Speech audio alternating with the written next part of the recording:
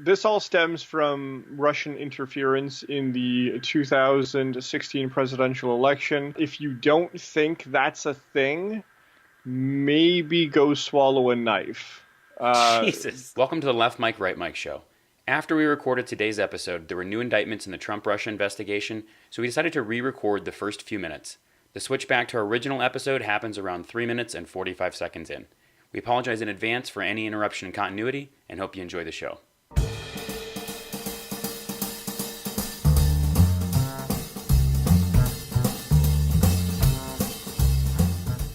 Hi, welcome to another episode of the Left Mike, Right Mike show. I'm Left Mike, that's Right Mike. And today we are going to be looking at some new developments and everything going on in regards to Donald J. Trump, Russia, and the Mueller investigation. Had some new developments this week in the indictment of 12 more Russian officials. I think it's pretty interesting.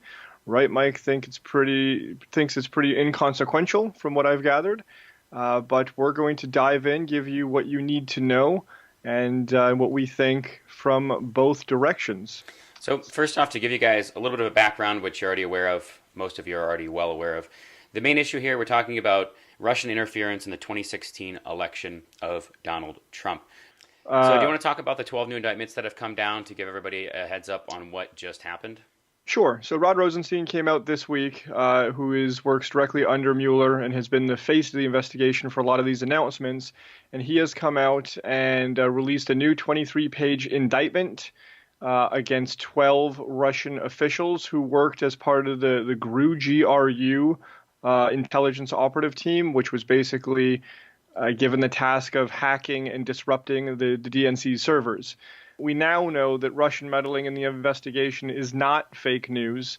It absolutely is a thing that we've got a bunch of proof by way of contacts, emails, leaks, accounts, and all of that. So that's detailed in the indictment. The other interesting things that I found in the indictment is it appears that these Russian officials had contacts with some senior Trump advisors, campaign advisors. We do not know. They are unnamed in that indictment.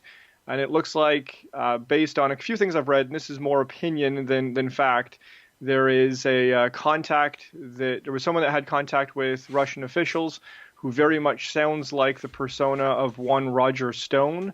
If you're not familiar with him, he is not only the longtime business partner of Paul Manafort, who's been indicted on false statements and witness tampering, but he's also one of the great campaign makers of our time. Willing to win a campaign at any cost, and it appears that he may have been in contact with Russian officials. So we know with this new indictment that they did hack the DNC servers. They did get access. They had continued access. They actually hacked the company servers that were hired Trump when didn't. The DNC found out. No, Trump did not do that. Some Russians did. We indicted them. Great. Right. I'll throw you a bone on this one though, because before I was thinking, geez, it's been going on for over a year. There's really nothing of any substance. Even if the main reason they're looking into it is to find out more and to prevent Russian meddling in future elections, that's fine. I just don't personally believe from anything that I've seen, because there is no evidence really proving this, that Trump has done anything wrong. And I will be the first to say, if that turns out not to be true, I will be the first to come out and say, hey, I was wrong. I mean, the Russia investigation is fascinating. So you've got something like 23 different entities now that have been charged in one form or another, and then you've got a handful of guilty pleas and even more indictments, and these go from Russian oligarchs to low-level aides all the way up to Paul Manafort, who was Trump's campaign manager for a time. Further, and the most recent of the news is Paul Manafort was actually put back in jail for witness tampering. So he was sending text messages to people that the FBI was talking to through an encrypted text app. The FBI found out, rescinded his bond, charged him with new crimes, and put him in jail. Which has nothing to do with the Trump campaign. You have no evidence that it doesn't. He's on bank fraud charges. It's not related to the Trump campaign. Right, but it's all campaign. And the witness tampering was related to his case on his financial crimes or bank fraud. But it appears to be campaign finance, right? So is it possible? No, it doesn't. According to who?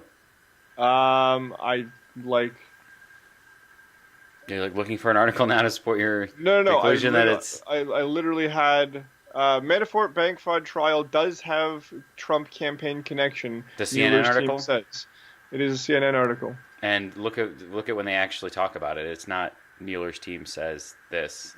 Yeah, did you read that whole article? No, I pulled it up yet. Yeah. So I think that Russia absolutely was probably in bed with the Trump boys. The other part that to me, I look at this objectively and say, okay, yeah, absolutely something happened, is the fact that almost when this investigation started, Trump tried to fire Mueller as well. And someone high up in his staff was like, no, Trump backpedaled on that. Yeah, we can't do that. Oh yeah, he backed down when he was told that the guy's like, I won't relay that message, and I'll resign if you go above me. I read that too. So, like, why are you trying to kill an investigation that, like, Obama never tried to kill the Benghazi investigation? Well, let's say you're Donald Trump. You're the president of the United States, and you have this guy that you feel is coming after you, and you didn't do anything. Yeah, of course you want to fire that guy. So the only facts are that, yes, there are some not Trump, but there are some Trump aides that have lied about meetings with people that have, like, Russian connections. But that doesn't prove that there was any wrongdoing. By your same litmus test, the Benghazi investigations, all 8 of them, turned out 0 indictments, 0 guilty pleas, and 0 convictions. Just because they chose not to indict. Deleting the emails was in opposition to federal guidelines. It wasn't breach of law. Were there illegal things classified information? Again, guidelines, right?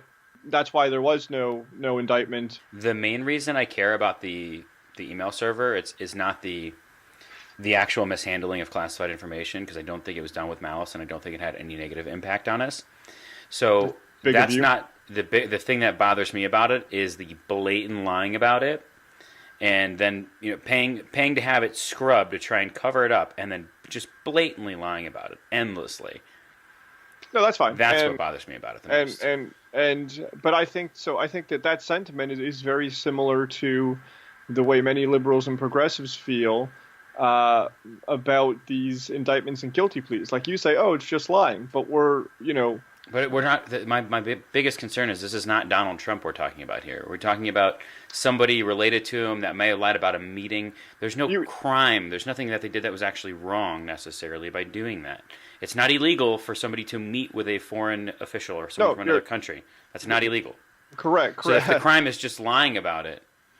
Correct, but if that's not illegal, why lie about it, right? So obviously this investigation is ongoing, and for the conservatives that say, and I hear this a lot, well, if you have something illegal, why don't you just tell us now? And that's been a claim that Trump has kind of, and his legal team has leaned into, has said, oh, we should know now whatever you found on Donald Trump. That would be the right thing to do. But if you know how an investigation like this works, you're not just going to give up all your secrets midway through the investigation and allow people to scramble to cover up what's left. It's been a year. How long is this investigation supposed to last? I don't know. How long did they investigate in Benghazi? It was going on like 3 years. So if you're looking, the difference is you started with lies with Benghazi. You started with blatant lies. You started with lies. You didn't start about lies about a meeting. No, you didn't start with lies about a meeting. They started the probe, and then they asked about meetings and things like that, and then some people lied about meeting, basically. Or they lied about little connections or things like that. So it was the actual evidence is nil right now. It's just some people lying about minor little things, and it's not Trump is the whole point. The Benghazi investigation started with Hillary flat out, like blatantly lying about how the Benghazi attack started. So it's a very different scenario. I'm trying to hold the same sort of standards to both, which I realize I have my own biases as well, but I'm no Trump fanboy either. I'm not one of the never Trumpers, but I also wasn't a huge Trump supporter. So I was a Ted Cruz guy, but this has been over a year and there's nothing on Trump yet. Nothing. Well, yet, and I think that's because they're not going to. So how many years are we going to dig and try and flip people and try and get them to throw Trump under the bus for something before we let it go? This is the opposite of the Alex Jones, George Soros, poison in the water, like kind of thing. This is like the polar opposite of that on the left, right? Of what do you think happened? Like Trump Trump and Russia. Like the Russian meddling in elections was them like creating like fake social media accounts and stuff. It's not some big grand like breach of security thing. I'm not sure that that's the case. See, that's what like, but there's no evidence of anything like that, and yet that's what the liberals seem to think is going on, and yet only things that have been uncovered are not even remotely on that scale. I don't think that they've released what I think there's a very good reason to say this investigation is ongoing. To say that there's nothing illegal happened, or they can't prove anything illegal happened, that's not true. They haven't revealed that. Just because they haven't revealed it doesn't mean they haven't found it. So if Donald Trump had done anything illegal, you don't think they would have already indicted Donald Trump? They just hold off on the indictment? I think if they found that he had done something minor, but it was indicative of something more major, yeah, I absolutely think they would hold off. I think that, in the course of an investigation, you're not going to immediately announce, whatever you can on someone if it appears that there were, different crimes. If I had to guess, I would say they haven't found anything that Donald Trump has done illegally up until this point, but they've got enough indicators and clues and other things in play that they're not convinced that he was not very aware of something very unbecoming happening between his team and Russia. So the one thing I do want to mention about this, I think it's a very interesting perspective, is my favorite, Chomsky, actually laughs at the liberals kind of betting the farm on this story. And the reason he does that is he points out that we're upset that a foreign power may have meddled in our election, and to what degree. And this is coming from the U.S. government, or the United States, which will use the U.S. government and our military to literally install leaders, like not even meddle, like we'll go over there with force. So he thinks it's super hypocritical to be like, this is an outrage, when we're completely running through South America and parts of the Middle East with a heavy hand in their elections. So that's to be noted. I will extend this olive branch. Here's my theory. You ready for this? Or tinfoil hat time? Oh boy, yeah. I'm definitely interested. Yeah, I'm interested in knowing what you think the big. So I think objective fact, we know that Russia meddled in our eleation. Do I think that's a big? Do you think that's something deal? New? That's the first time they've done that? No, I don't. And did it have enough of an effect to swing the election? I don't know. Probably not. Hillary Clinton did a lot on her own to make sure she didn't get elected. But I think that Russia absolutely was involved. And here's where I think it's really interesting. I said, and of course the show is new, so I've got no record of this, but I said long ago there was a reported meeting with a Russian oligarch at an NRA conference, and I came up with the working theory that the NRA would be the perfect foundation or organization to funnel money through in terms of campaign finance from the Russians to the Trump campaign, because it is such a conservative fixture. Because people, conservative base will defend the NRA come hell or high water, and stand and say, oh no, there's no way they would have cooperated or done anything like this. And as it turns out, the NRA had far more financial involvement in this election than they have any other previous one, and it looks like that large portions of that have indeed come from Russia. Now, is it direct? No. We just know that we've got donations to the NRA and then a bunch of NRA spending. But that certainly, to me, is a pretty damning piece of evidence. So my theory is that Putin and Russia colluded absolutely with the Trump campaign, probably funneling money through the NRA. What are you doing? No, I was getting my tinfoil to make you a hat. Okay, wait, but there's more. I also think they probably did the exact same thing with Hillary Clinton. And I think that if the shoe was on the other foot and Clinton had won the election, I think we'd be in almost the exact same place with the Clinton campaign, because we had the problems with the DNC servers previously. Hillary was not the most honest when it comes to interference with Bernie Sanders and basically robbing him of the nomination, claiming the DNC has no legal right to be unbiased and unpartisan, which is still blows my mind. But I think Putin played both sides so that at the end of the election he could leak it and undermine the presidency one way or the other to weaken the democracy from both sides. And from a political strategy standpoint, brilliant, right? I don't think creating a bunch of fake social media accounts and stuff had any influence on our election. I think it's kind of So a joke. what of Yeah, the Mother Russia tried to meddle in election. but Mikhail, post good news about Trump. the We're going to NRA win this one. yeah I don't the think that's NRA really how the things work. NRA spent more money on Trump than they did on any previous president by a wide margin, like not even like millions and millions of dollars more. Um, and we know that we've got donations from Russian oligarchs into the NRA. Like, do you not look at that and at least scratch your head? Like, man, is that a little bit suspicious? I think they spent something like 4 or 5 times as much on Trump as they did on what was it, Romney? Maybe they just felt Clinton was a much more dangerous person for gun control than Obama. How many laws did Obama pass regarding guns? Do you recall? I have no idea. It was actually 2, and both of them expanded gun rights. Well, that would kind of support my idea that Clinton would be worse than Obama. I don't think Obama was bad for gun ownership, generally speaking. But no, like, don't you see the NRA, the donations from Russians, and then like the massive spending difference? And again, if we were talking about like double, I'd be like, fine, whatever. Maybe they were more scared.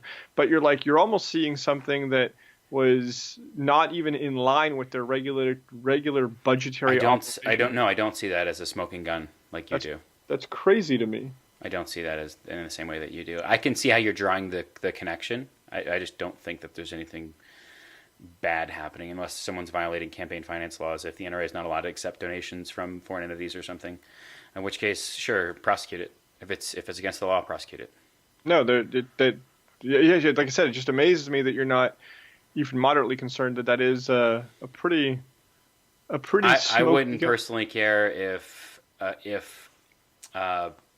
some Russians personally wrote the Donald Trump campaign a check. I really wouldn't care. You know how many millions of dollars in donations from foreign countries the Clinton Foundation has received? No, I'm sure. So, and I'm not the one that trumpets that as a smoking gun either. I don't really care that much, obviously. So at what point does it for you cross into criminal conspiracy, treason, etc.? Like at what point Trump actually has to do something. What's something? If the Russians want Trump as a leader more than Hillary Clinton, which isn't really your theory, but if that's true, and they do whatever in their power to help Trump get elected, I don't really care if no one broke the law. For there to be conspiracy or something, I want to see something bad that Trump actually does. Trump negotiates some kind of special trade deal with Russia because they're funneling him all this money. It's something like, you know what I mean?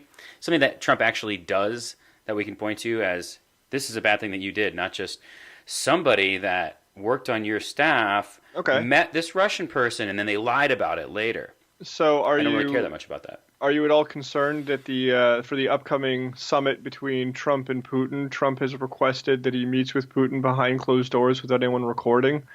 Like, another very strange, like, this guy is allegedly like a foreign enemy, right? This guy's been. We don't want Russia to be an enemy at all. We want Russia to be one of our biggest allies. I agree. I'm happy about Trump and Putin meeting. No, I want to have a great relationship with Russia. Russia's a world superpower. China and Russia are two big world superpowers, and we need to maintain positive diplomatic relations with both. One of the things I said in the Trump presidency episode, the episode 1, was that normalizing relations is great. Yeah.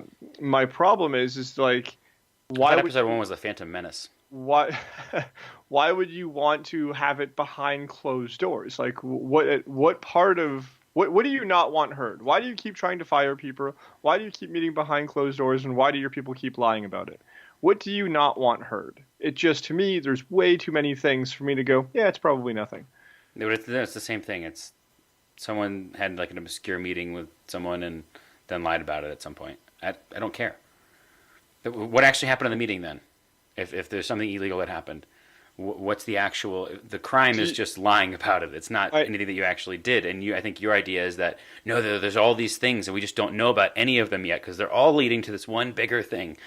And my point is, so it's been a year, and that hasn't happened. How long? How many more people are we going to poke and flip for just lying about something stupid to try and uncover something that there's no evidence of yet? I mean, how long do we just keep doing this? It's been a year. How long did Donald Trump himself push the birther argument when there was no evidence for that? I have no idea. It wasn't a federal investigation, though. So I don't care if someone pushes it. But like, I'm not saying that Democrats, hey, shut up about Trump Russia. You're never allowed to say those two things ever again. Go ahead and whine about it and write your opinion articles and keep doing independent journalism and whatever. That's fine. And that CNN article is basically an opinion article in itself.